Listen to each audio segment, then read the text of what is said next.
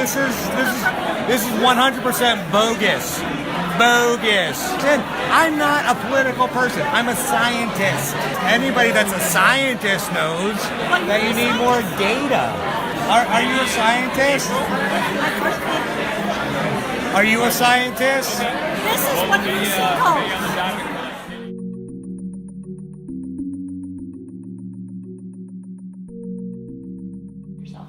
Okay, my name is Catherine Joswick. I live in Harpers Ferry, West Virginia.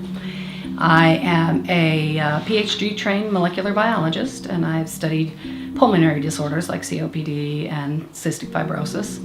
I traveled to New York today as a group of 5 people who are attending the Circular City closing celebration that is hosted by the Danish Clean Tech and the State of Green. One of their partners and keynote speakers is Sean Torbert from Rockwool. Rockwool is seeking to build a factory in Jefferson County. This factory will produce stone wool insulation. However, the site that they've chosen for the factory is unsuitable for many reasons. So 30% of our students will be breathing the polluted air that this factory will emit for upwards of 13 years of their lives. If you heard a new factory was coming to your neighborhood that could send tons of pollutants into the air, how would you react? In Jefferson County, West Virginia, many neighbors are furious, and there is alarm in Loudoun County, too, which is just a few miles away. Supporters insist the plant is safe and will meet or exceed EPA pollution limits. This is Oliver, my grandson. He's going to be born next month in Jefferson County, West Virginia. This is Sean. He works for Rockwool. Rockwool is a Danish insulation company planning to build a heavily polluting factory right near where Oliver was planning to spend his childhood.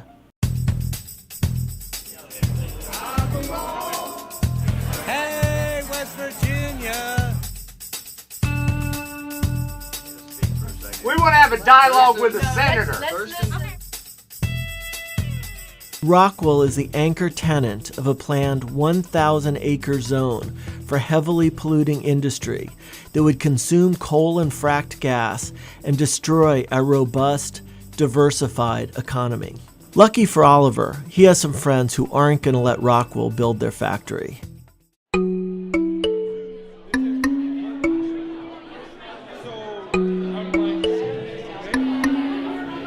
This is Leah.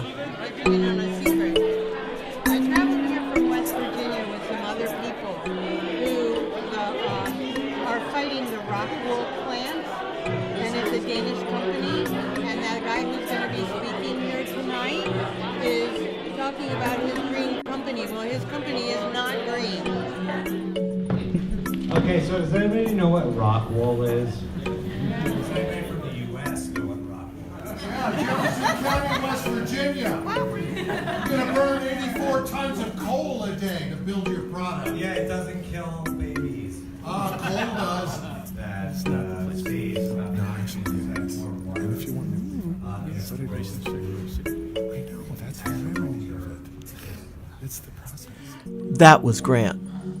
Sean doesn't appear too worried about poisoning kids. Hi, I'm Sean. Nice to meet you, Sean. I'm Sharon. I'm from West Virginia. How are you today? Yes, I'm good. I'd like to know why you all chose to build in West Virginia. You have to talk to your local politician about that. Well, Rockwool decided to do it, correct? The politician approved it. So talk to your local politicians, and yeah. What would it take? What would it take to get you to relocate? And That's not a Rockwool discussion. That's sure it is. No, I mean this is America. This is America, man. Oh, it's America. So you're a corporation that can decide where you locate. All right. So anyway. Talk to your local politicians. Right. Right. If you don't want Rockwool there, believe me, we do. Then you know that. You do want Rockwool. No, we do talk to our politicians. Okay. You know exactly what we're doing there because you're tuned in. So it's not like anything. Our conversations are secret. The issues over the sewer line, all of this stuff. You're very well aware of that. And if you're not, then talk to your guys who are on the ground in the county. Yeah. But again, please be thinking about what is it that would be the tipping point for you to relocate, not lose face, because that's an important issue. I understand that. We want to have light industry, we want economic development, but this plant, the model for this plant and the fuels for this plant are not what we want. And so, there we are. I would suggest talking to your local politician about You build on the biggest carbon photography within the state of West Virginia. That's where you're building. That's the work. Are you a scientist? Are you a scientist? This is what you see called. I am. And Tell me about the sinkhole. I can't tell you about that sinkhole because anybody that's a scientist knows that you need more data. The information Sharon provided was prepared by Jim Cummins, a retired freshwater biologist from Jefferson County who had served as the Director of Living Systems at the Interstate Commission on the Potomac River Basin, the organization responsible for protecting Washington, D.C.'s water supply. This Valley was formed, and we have 6 miles deep limestone here, estimated to be 6 miles by the Maryland Geologic Survey. And that limestone is affected by rain and gets porous and has conduits, big caves. You think of Luray Caverns. We have sort of Luray Caverns underneath us, but most of them are filled with water. And that water is very precious. That's our drinking water supply. And if that water is contaminated, it's difficult or impossible to clean up. And that's why I'm worried about Rockwool. You're going to pollute our water. This is 100% bogus. Bogus. No, it's not bogus. I mean, it's 100% bogus. What I'm saying is your process Is wrong. Coming after Rockwool is wrong. Go to your local representatives, express your hate of Rockwool and hate of industry. Not a hate of Rockwool. Get us out of there.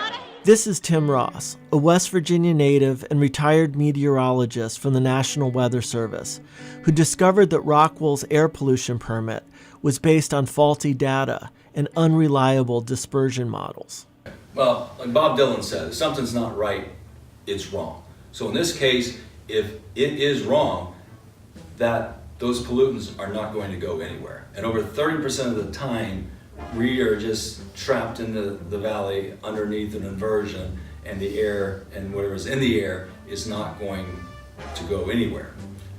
In a case like that, local effects take over. And by that I mean air is like water, it tends to run downhill to the lower spot. So Rockwool sits slightly above North Jefferson Elementary School and the Fox Glen residential area. So if there is no real, what we call a gradient wind, where the air is moving from, say, like west to east or south to north due to a weather system, it's just simply going to drain down into those areas.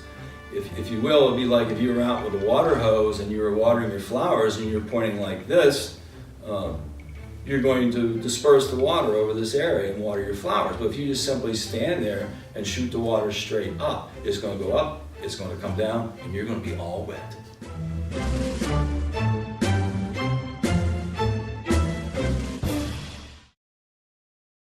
We spoke up at city council meetings, building commission meetings, utility board meetings, county commission meetings, board of education meetings, county development authority meetings, state infrastructure and development council meetings. We packed the room with hundreds of people who testified at DEP hearings and PSC hearings.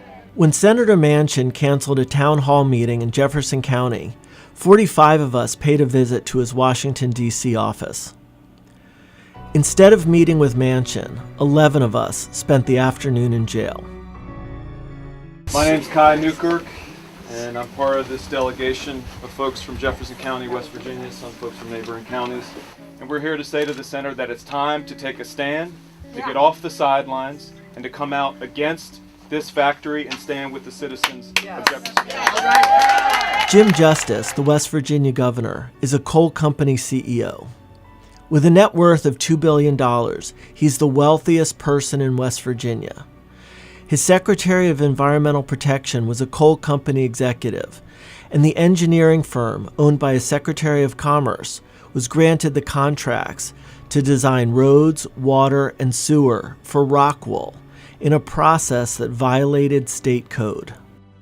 We've had enough of politicians. I need activists like you to actually take time to understand science so that you understand. I'm not a political person. I'm a scientist. I'm not a political person either, but I know hardcore facts. Let's hear from David Didden, a family physician with a practice here in Jefferson County. I grew up in Shepherdstown, and I have a solo family practice here in Shepherdstown. When I look at the list of toxic emissions that this plant is going to put into our local ecosystem, I'm very concerned about the health effects. Formaldehyde, benzene, phenol. So these, I'm not a toxicologist, but I can tell you from a family medicine perspective that there's enough evidence that these chemicals individually, when children and adults are exposed to them, can be very problematic and cause respiratory problems like asthma, cancers, mutations in DNA, things like that. When you take that exposure and then you place the exposure into one of the most vulnerable parts of the county where people are already experiencing high rates of poverty, very challenging home situations, lots of trauma, adverse childhood experiences, difficulty in schools. You're further exacerbating the disparity in health, in social determinants of health. This is me. I'm a technology entrepreneur who moved out to Jefferson County to raise free-range children 23 years ago. Jefferson County is a magical place. We're rich in history and natural beauty. We're caring and creative, and we're strong. We're going to protect our family, our homes, our friends. We're not giving up. We're building a movement. We have the numbers, the team, the talent, the plan. And what's happening to us here in West Virginia is happening to you wherever you live.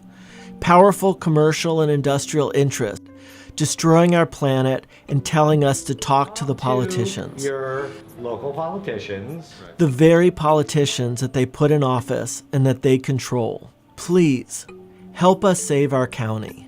Then, let's work together to save the world and secure a future for little Oliver and for all of our children.